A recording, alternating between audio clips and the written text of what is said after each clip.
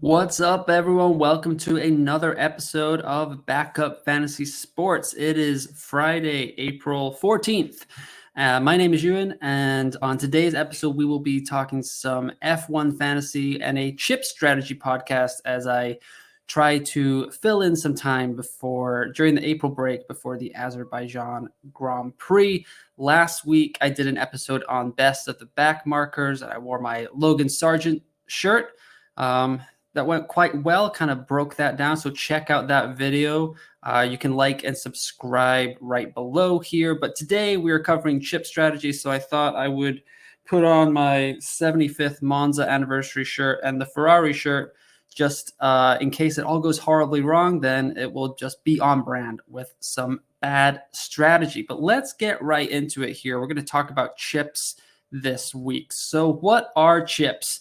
The game has given us 6 chips this season to kind of power up your squad throughout the F1 fantasy season. Last year, there were 3 chips that you had, and you could play them all once in the first half and once in the second half of the season. But that is not going to be the case this year. But you've got 6 different chips, and they can be used in many ways, as we're going to see throughout the episode. And yeah, unlike previous seasons in the game, we only have these 6 chips to cover the entire season. So it's not all 6 chips in the first half of the year and then another 6 chips in the second half. You've got to make all of these chips last the entire season. So it's going to be patience will be needed, and it's going to be a little bit of luck if you want to maximize the usage of those chips. But when can you use these chips? So you can use 1 chip per race week. So you got to make sure, while you can be patient, you also have to make sure that you leave yourself enough time at the end of the season to use all of these chips. And in 2023, there are 6 sprint weekends. So the general theory that's going around the F1 Fantasy Tools Discord, F1 Fantasy Tracker Discord, and the F1 Fantasy Reddit is that we should probably use most of these chips on the sprint weekend. Some are going to be maybe deployed at better times than others in just a regular race weekend, but it's going to be up in the air, as we're going to see on this next slide. But yeah, like we saw in Saudi Arabia, there's always some room for outside the box thinking. And what do I mean by Saudi Arabia? So a lot of people played their extra DRS chip, which gives you 3 times the amount of points on that second race of the season, where Max Verstappen qualified 15th for the race. And then he just sliced and diced his way through the field, got second behind Checo Perez. But because of all the positions gained he had, the overtakes he had, he got fastest lap and driver of the day.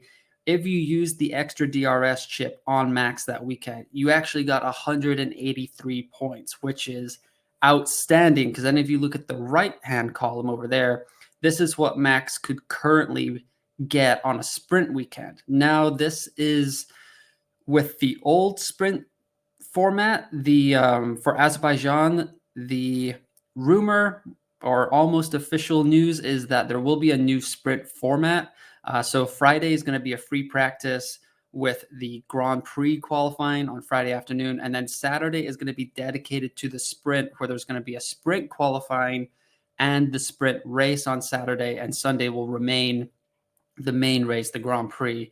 But as of right now, the game, F1 isn't really talking about it on their official site, and the fantasy game has not adjusted yet. So as of right now, this in the right-hand column is how much Max could maximize the extra DRS chip on a sprint weekend. He'd qualify first, he'd get first in the sprint, get the fastest lap for sprint, win the Grand Prix, get the fastest lap of the day, and the driver of the day.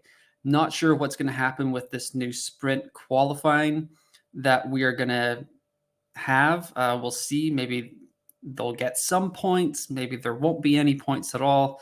It's going to be something that we need to adjust to. But as you see here with the extra DRS, if you played it that way on a sprint weekend and Max kind of just went bang, bang, bang, won everything, he would get up to 204 points, which is only 21 more points. Nearly did some terrible maths there. But yeah, 21 extra points. So sometimes these chips, the whole point of the slide is to kind of just say, we can plan this all out. I can do a video on it, and it could all go bottoms up, and it might just be better to be lucky than good. But let's get into what each chip does. So I kind of already explained the extra DRS. You play this chip on a driver, and they will score 3 times the amount of points they accrue in a race weekend. But you will also get to still play your regular DRS boost, which is 2 times the amount of points on another driver in your lineup. Going to be handy for a lot of us, as many of us that have the 3 Red Bull, 3 Aston Martin lineup right now. You could play that. You could play the extra DRS on Max, and then you can play your DRS boost on Sergio, or even Fernando if you're feeling a little frisky that weekend. But that's kind of regular. We had that last year. The Mega Driver chip was in the game. The Final Fix chip here, this is one of the newer chips that we've got for this year's game. So you played this chip after a qualifying session to replace a driver in your current lineup with another one. You keep the points from the driver you sub out from qualifying, and you only gain the points from the sub driver in the following races that weekend. Not sure how this is going to work right now with the sprint qualifying happening. But if you qualify, if you have one of your back markers, say like you have Nico Hulkenberg, he qualifies 10th in the Grand Prix qualifying on Friday afternoon. You can use the Final Fix chip. In theory, you should be able to use the Final Fix chip to sub him out for like a Logan Sargent or a Yuki Tsunoda, who say have qualified all the way down the board. And then you should be able to get their points for the rest of the weekend. I don't think a lot of people have played this chip yet, so kind of we're all waiting to see how the mechanics of it work out. But it would definitely be one of those advantageous things where your back marker qualifies way too high. Like there's a crazy result in the qualifying, like Kevin Magnussen last year in Brazil. That would have been a great example of, okay, he qualified first because he got out before it went all wet, and he got the 10 points, but he's going to lose so many spots in the race. So positions gained, negative points. He's not going to get any overtakes probably. So you would definitely want to sub him out for another back marker that started at the back of the pack that was maybe going to work their way up through the field for that initial race. So that would be an excellent example of when to play the Final Fix chip. Other new chips we've got this year is the no negative. It kind of does what it says on the tin. Any driver who scores negative points on the race week, you activate this chip, will have their score reset to 0 points. That is how I understand it so far. There's been some confusion about it. Like the game doesn't react super quickly to this. But I believe that all the scores just reset to 0 so that you don't score negative points. So last race in Australia, we had George Russell with a DNF, Charles Leclerc with a DNF. There were Alex Albon with a DNF. And there was the whole crash where people didn't actually get the negative DNF points, but if they had, it would have been quite a brutal stretch for F1 fantasy. But pretty much if you think there's going to be a heavy DNF race weekend, this is what you should play. And I think this is the most likely chip that I'll play for this upcoming Azerbaijan Grand Prix, because out of these 6 sprint races that we have this year, Azerbaijan had the most DNFs last year. So it could be something, especially with a sprint weekend, it could be chaos on that track. The wild card here, we've had this before in F1 Fantasy.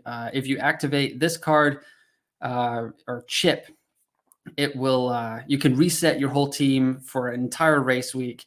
No transfers. So right now you get 2 free transfers a week, or if you roll over one, you get 3 free transfers from the previous week. But pretty much if you need more than 3 free transfers, you want to use your wild card. You can reset your team totally This is different from the next upcoming chip here, the Limitless chip, because once you activate this card, your squad will not reset. This will be your squad for the rest of the year, or you'll be able to use free transfers on them the following Grand Prix. So definitely, like, if you find yourself, if all of a sudden the Red Bull, Aston Martin meta team is just not up to snuff, and you need to make some wild changes, it's certainly, this will be the card that you want to use pretty quickly. This is one of the cards that you probably don't need to play, especially on a sprint weekend, as there's no advantage to kind of having extra guys, or just not playing it on a regular race weekend, as you don't gain extra points. But it could be something where, now that I'm thinking about it out loud, you could definitely, like, if there's a sprint weekend coming up and we all know that there's going to be several engine penalties, and you just want all of those guys in your squad and you can fit them in, but you don't have the transfers, the wild card will definitely be the chip that you want to play. And the final two chips we have here, Autopilot, kind of just a safety net chip. So this automatically places the DRS boost, the 2 times points, on the highest scoring driver in your lineup. So this is maybe better saved for later in the season. You're chasing your mini league, you're chasing your overall rank in the world. You want to take a risk, right? But you've got Max Verstappen, Sergio Perez, Fernando Alonso as your 3 guys that you can choose from. Let's just say those guys make it all the way through the season as viable options in your F1 fantasy team. But you know that everyone's going to be playing Max Verstappen as their DRS boost, but you need to chase points. You need to take a risk. So you put the DRS boost on Fernando Alonso, thinking that something crazy is going to happen this weekend. I think the Aston Martin can come through and Alonso is going to finish second, maybe win a race, and just kind of take the points. But if you play this Autopilot chip and Alonso goes out in the first lap and you're like, oh my God, my F1 fantasy weekend is over. What have I done? Everyone with Max Verstappen on their DRS boost is going to blow me out the water. You play the Autopilot chip, you will get those points from Max Verstappen if he is in your lineup and he scores the most points.